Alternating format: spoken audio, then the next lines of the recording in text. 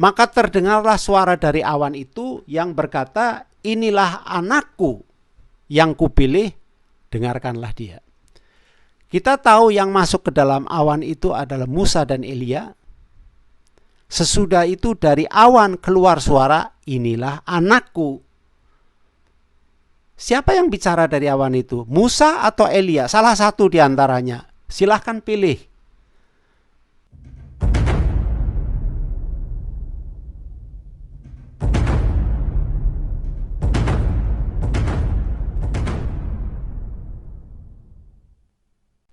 Assalamualaikum warahmatullahi wabarakatuh. Pemirsa semuanya, sahabat-sahabat, selamat datang. Insyaallah pada hari ini, pada saat ini saya akan mengangkat satu tema yang sudah diangkat berulang kali dari zaman dulu di bahasa Inggris dan juga di bahasa Indonesia, yaitu di mana ada satu kata yaitu Ukhta Harun yang dihubungkan dengan Harun, saudaranya Musa yang ada di Perjanjian Lama. Saya akan tunjukkan tulisannya. Bentar. Ya, di Keluaran pasal 6 disebutkan di situ bahwa Amram mengambil Yochebed, saudari ayahnya, menjadi istrinya. Dan ini Amram yang dihubungkan dengan Imron. Oke. Dia kawin dengan saudari ayahnya, berarti bibinya. Ini bukan tema ya, saya hanya menunjukkan apa adanya. Dan perempuan ini melahirkan Harun dan Musa baginya. Umur Amram 137 tahun. Tapi Maryam tidak disebut di sini, maka ditemukan di Bilangan pasal 26 yang bunyinya, dan bagi Amram perempuan itu melahirkan Harun dan Musa dan Miriam, saudara mereka perempuan. Sekarang kita sudah melihat apa yang dimaksud. Mereka tidak salah menghubung-hubungkan begitu, tidak ada salahnya. Cuma bagaimana kita sebagai muslim menerangkan bahwa Imron yang di Quran itu bukan Amram yang di Perjanjian Lama. Itu yang perlu diterangkan dan yang akan saya jalankan sekarang ini. Saya lihat di layar satunya. Oke. Di sini ibunya Maryam yang tidak disebut namanya, tapi disebutnya sebagai Ali Imron. Oke, Imrota Imron, perempuannya Imron. Dia bilang, ya Tuhanku, sesungguhnya aku menadharkan kepada Engkau anak yang ada di dalam kandunganku untuk menjadi hamba yang berdedikasi. Di sini, sebentar ya. Perempuan ini berjanji, nazar itu kan bahasa Indonesia, berjanji, ingin menyembahkan anaknya untuk menjadi hamba Allah. Tentu saja di dalam pikirannya dia itu, anak itu lelaki. Cuma waktu anaknya lahir, ternyata anak itu perempuan. Saya tidak akan bacakan, tapi akan saya konsentrasi kepada huruf yang merah ini. Di sini dia berdoa, dan aku mohon perlindungan kepada Engkau untuknya serta keturunannya dari syaitan yang terkutuk. Kita sering dengar bahwa Nabi Isa itu nabi yang suci, yang tidak dijamah syaitan, seperti di hadis kalau tidak salah. Kalau itu memang betul, kita harus ingat orang yang bertanggung jawab, yaitu neneknya atau ibunya Maryam, yang berdoa kepada Allah supaya anak turunannya itu dilindungi dari gangguan syaitan. Jadi ya, perempuan tak bernama inilah yang menjadikan semuanya. Dan untuk menyingkat topik ini, sebabnya saya sudah coba terlalu panjang, maka anak itu diserahkan kepada kepada pendeta di biara. Di sini pada akhirnya Zakaria yang menjadi walinya.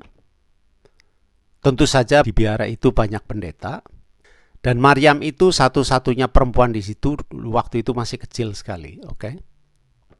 Untuk mendapatkan hubungan antara Ukhta Harun dan yang temanya ini, saya lihat di internet, saya dapatkan satu passage. Maaf, ini bahasa Inggris. Disebutkan bahwa Zakaria itu adalah anggota satu klan yang namanya Abijah, dan disebut di sini dia itu descendant of Aaron atau turunannya Harun. Oke, jadi berarti ini turunannya Harun. Dan juga saya ingat, Fodol dikoreksi kalau memang saya salah. Kalau tidak salah, istrinya Zakaria di sini adalah keturunannya Harun juga. Saya hanya membaca dari ingatan, Fodol dikoreksi kalau saya salah. Jadi Maryam waktu itu sudah ada di dalam lingkungan Harun, atau kita sebut saja Aaronite. Sebab ini Zakaria itu Aaronite priest. Istrinya keturunan Harun. Jadi Maryam itu yang sudah dilepas oleh ibunya menjadi keluarganya Harun. Jadi tidak salah waktu orang-orang Yahudi tersebut bilang kepada Maryam, ya Ukhta Harun, itu tidak ada salahnya. Memang dia itu saudaranya Harun. Bukan biologis ya, tapi saudaranya. Oke. Tapi ada satu lagi yang sangat compelling, yaitu tentang nomornya. Sudah saya tunjukkan dulu tentang nama Maryam di Quran. Kita tahu nama Maryam itu 34 kali. Tapi seandainya ya Ukhta Harun itu salah dan diganti menjadi ya Maryam, maka nomor Maryam di sini nomornya menjadi 35. Dan perubahan nomor ini akibatnya bisa sangat fatal sebab akan nyambung ke tempat lain. Saya akan tunjukkan. Ini adalah listnya semua para nabi, tradisinya nama-nama para nabi, mulai dari Adam sampai yang terakhir Muhammad. Semuanya ada di sini. Dan jumlahnya total itu 511. 511 itu bisa dibagi 7. Oke. Dan kita bisa melihat digitnya 5 ditambah 1 ditambah 1 itu 7. Di sini nama Harun itu 20 kali. Di mana salah satunya yaitu ya Ukhta Harun, itu salah satunya. Kalau ya Ukhta Harun itu dirubah menjadi ya Maryam, maka Harun di sini akan disebut 19 kali. Dan hasil total di sini akan menjadi 510. Itu yang saya maksud. Perubahan di satu tempat akan merubah di tempat lain. Quran itu diset sedemikian rupa, jadi tidak bisa dirubah. Oke? Di Quran bukan hanya nomor yang menjadi fenomena, tapi ada juga huruf yang punya karakteristik yang berfenomena. Saya akan tunjukkan. Bentar. Oke. Di sini ada huruf ya yang di atas ini, dan kita bisa lihat dengan 2 titik di bawahnya. Saya sebut ya ini ya aktif. Sedangkan yang satunya yang warna merah itu ya yang pasif. Nama Musa, Isa, dan Yahya di sini diakhiri dengan ya yang pasif. Padahal huruf ya itu biasanya dipakai untuk suatu kalimat yang berakhir menjadi i. Misalnya ini, itu di akhirnya ada ya. Kalau Musa itu biasanya diakhiri dengan alif. Di sini diakhiri dengan ya. Dan hanya ada 3 nama yang diakhiri dengan ya pasif. Ini ada satu contoh di sini namanya samiri. Ini jelaskan kata-katanya samiri. I itu diakhiri dengan ya. Waktu saya pertama kali menemukan ini, saya tanyakan kepada satu orang yang berbahasa Arab, orang Arab yang berbahasa Arab.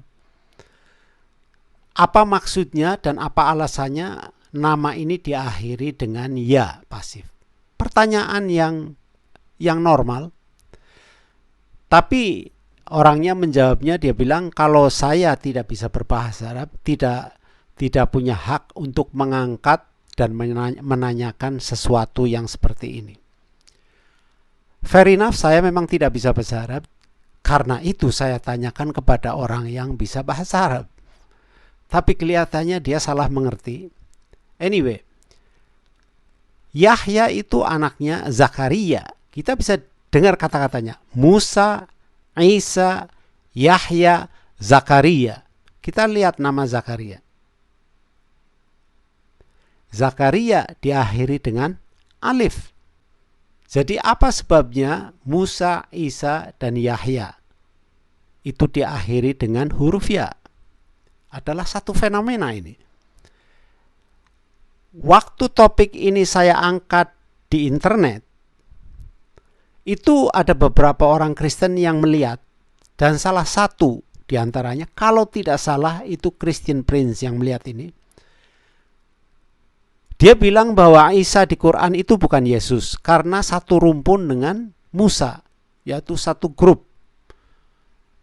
Berarti Isa dan Musa itu hidup dalam waktu yang sama. Ini yang kadang-kadang saya tidak paham dengan orang-orang Kristen. Mereka itu ahli bicara, debat, jam-jaman setiap hari, tapi kelihatannya tidak tahu bukunya sendiri. Itu kalau di bahasa Inggris sebutannya apa? Shooting their own foot. Itu kalau film cowboy, ya, film western cowboy, kan itu pistolnya di pinggang di sebelah kanan. Itu kalau narik sampai nggak kecabut, dia nembaknya kakinya sendiri. Mereka itu sama, tanpa mengetahui bahwa di gospelnya mereka itu ada. Saya tunjukkan. Saya lupa ini di gospelnya Luke kalau nggak salah. Tapi bisa dilihat nomornya ada 32 sampai 35. Saya akan bacakan yang 33.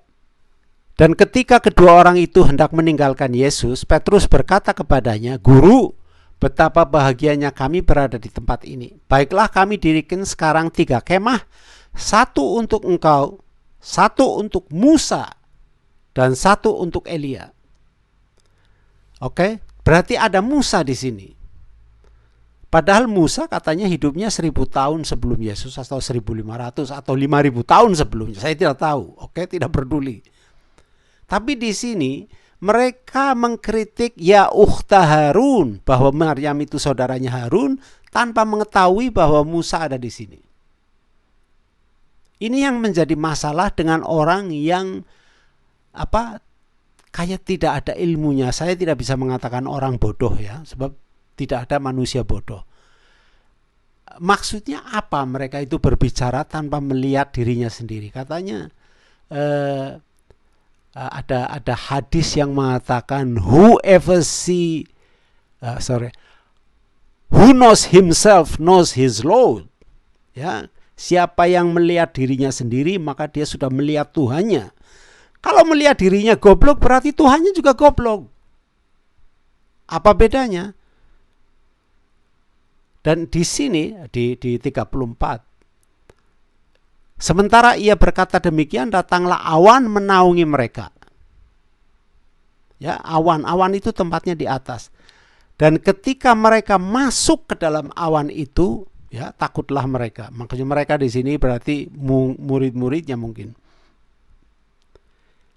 Bagaimana caranya mereka naik ke awan padahal awan itu tempatnya ada di atas? Oke, itu saya tidak akan mempermasalahkan ini sekarang ini. Oke, ini tidak ada hubungannya. Dan 35, di ayat 35, maka terdengarlah suara dari awan itu yang berkata, "Inilah anakku yang kupilih, dengarkanlah dia." Kita tahu yang masuk ke dalam awan itu adalah Musa dan Elia. Sesudah itu dari awan keluar suara, inilah anakku. Siapa yang bicara dari awan itu? Musa atau Elia? Salah satu di antaranya. Silahkan pilih. Tidak jadi soal. Yang penting bahwa Musa dan Yesus ada di dalam satu tempat. Kalau mengatakan bahwa Ukhta Harun itu satu period, maka Musa dan Yesus berarti satu period. Tidak ada bedanya. Oke, namanya shooting their own foot. Ya, kalau orang tidak tahu bukunya, ya begitulah akibatnya. Saya ada prasangka bahwa mereka itu tidak pernah baca Bible-nya sendiri. Saya kira, atau ada kata-kata di dalam bahasa Inggris ini ya, saya baca. Lot of people reading, but they don't know what they are reading. Ya, banyak orang membaca, tapi tidak tahu apa yang dibaca. Jadi mau bagaimana lagi? Ya, ini sudah terlalu panjang ya. Sudah insya Allah nanti saya teruskan di lain kali dengan tema yang menarik. Ya, sebab saya terus terang sudah bosan dengarkan tema-tema yang diangkat di sini. Saya kepengen membawa tema yang membuat orangnya itu berpikir, ya, yang sayanya berpikir. Kalau yang tidak berpikir sudah enggak mau dengarkan lah. Oke, terima kasih para pemirsa semuanya. Insya Allah ketemu lagi di lain kali. Assalamualaikum warahmatullahi wabarakatuh.